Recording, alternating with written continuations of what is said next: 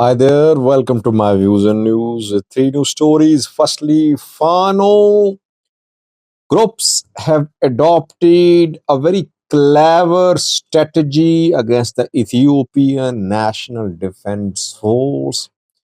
This strategy really hurt the ENDF. ENDF suffered losses in a confrontation 3 days ago. What happened? Fano groups have been working on this strategy for over a year. I reported that in some videos in 2023. Secondly, Ethiopia responded to imposition of 10% tariffs by the US government of Donald Trump. Yesterday, Donald Trump government imposed tariffs on countries, reciprocal tariffs, by the way. Ethiopia welcomed this imposition of tariffs. Why? I mean, now Ethiopian exports will suffer, but Ethiopia is welcoming it. Exports to US. Last words. A plane has been shot down in Sudan. Rapid support forces have shot down a plane of Sudanese military. Let's start with this news story. Then Ethiopia welcoming Trump tariffs, and lastly, the smart strategy adopted by Fano groups. Uh, Sudan viewers, where rapid support force today shot down a plane of the Sudanese military. It happened in Al Fashir, North Darfur. Sudanese military has no territorial control of Darfur, but it is conducting airstrikes on RSF positions, RSF camps, RSF weapon storage sites, airports in Darfur. UAE government has provided rapid support force with the air defense systems. So sometimes these air defense systems detect planes, missiles fired by Sudanese military, and they counter these attacks. It seems that today an air defense system deployed in Al Fashir worked perfectly. It spotted a plane of Sudanese military. It targeted the plane was shut down. RSF has released pictures and videos. Videos show burning debris of a plane. Which type of plane? Not clear. Maybe it was a bomber, I think. Antonov can be turned into bombers too. Was it an Antonov, which can be used as bomber, or some other modern bomber? Not clear, but it has been confirmed that since now video evidence is there that a plane of Sudanese military has been shot down by RSF in Al Fashir. That just shows that RSF are in position of anti plane systems, air defense systems. Secondly, was Ethiopia welcomed 10% tariffs imposed by Trump government last night. Ethiopian government today welcomed it. Why? Firstly, it's a reciprocal tariff. Ethiopia also charges tariffs on imports from the US. US will charge equal tariff on imports from Ethiopia, 10%. Secondly, Ethiopia needs the US. Ethiopia cannot criticize the US. World Bank, IMF are financing projects in Ethiopia. They are main financiers now for Ethiopia. Ethiopia has acquired over 3 billion by IMF and World Bank in recent months. It's a $20 billion package for Ethiopia, but Ethiopia will get in the next few years. And that can only happen if US backs Ethiopia. If US starts opposing IMF, World Bank program for Ethiopia, it will be difficult for Ethiopia to continue getting loans from the IMF and World Bank. The 10% tariff imposed by the US will have its impact. Limited impact because Ethiopian exports to US stand around 500 million. I think coffee exports will suffer. Ethiopia exports coffee to the US.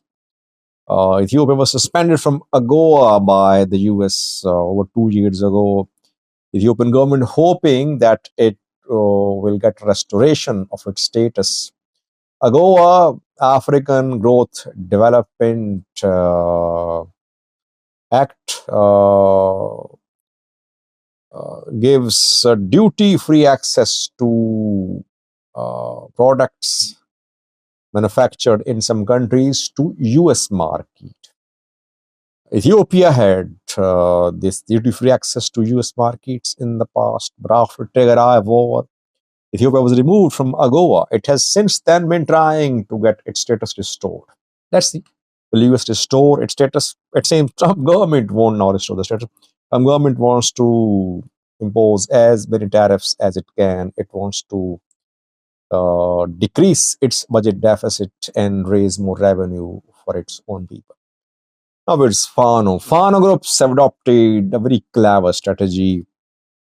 First proof of this strategy, they started working on this strategy years ago, over around 2 years, less than 2 years ago, over a year ago.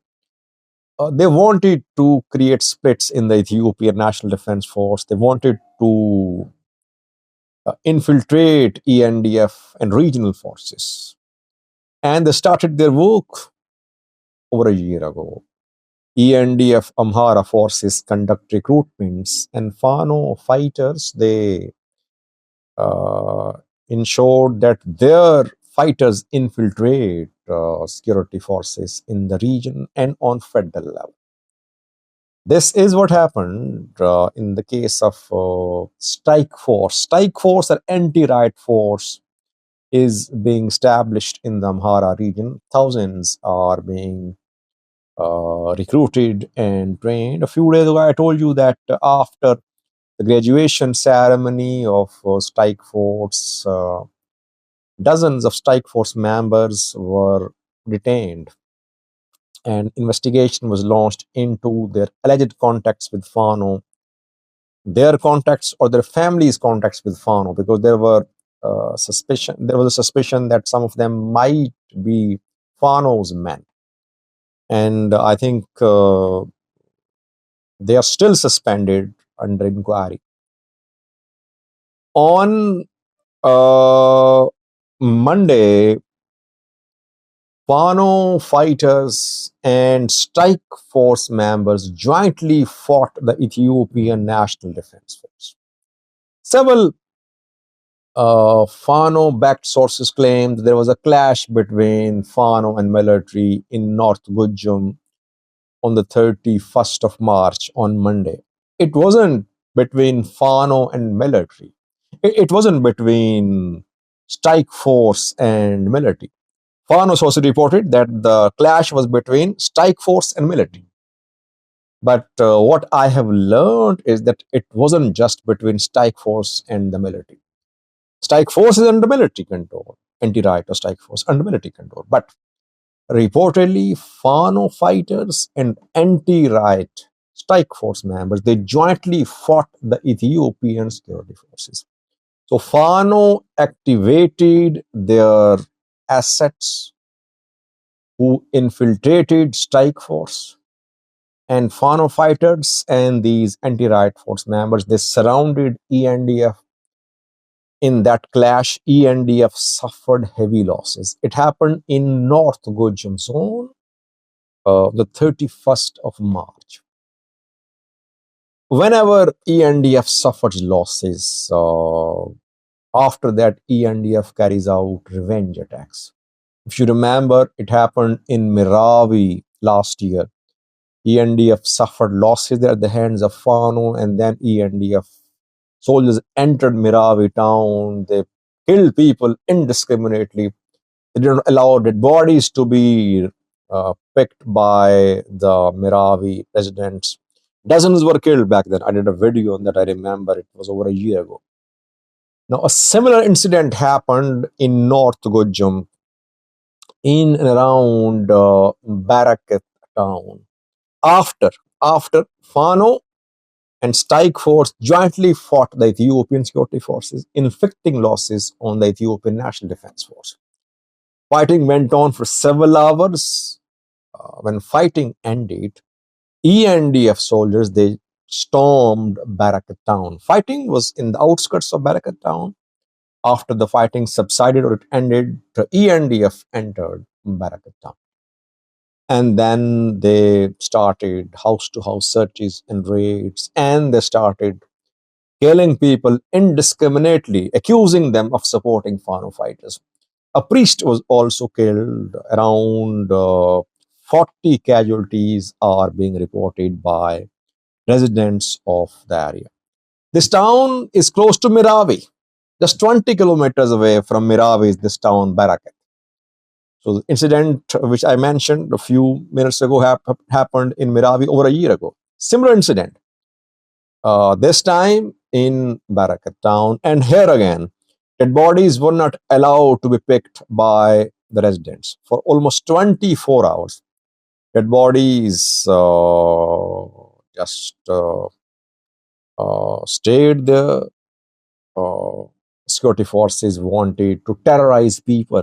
That is, they don't allow people to pick up the body of the relatives of the loved ones.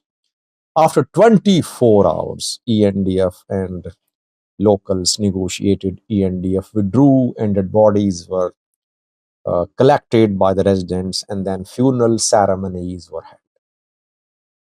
So Fano achieved its target of infiltrating the strike force. It could not infiltrate ENDF. It has been trying to infiltrate ENDF for over a year. Maybe it has infiltrated, but it waiting for the right time. But the newly trained strike force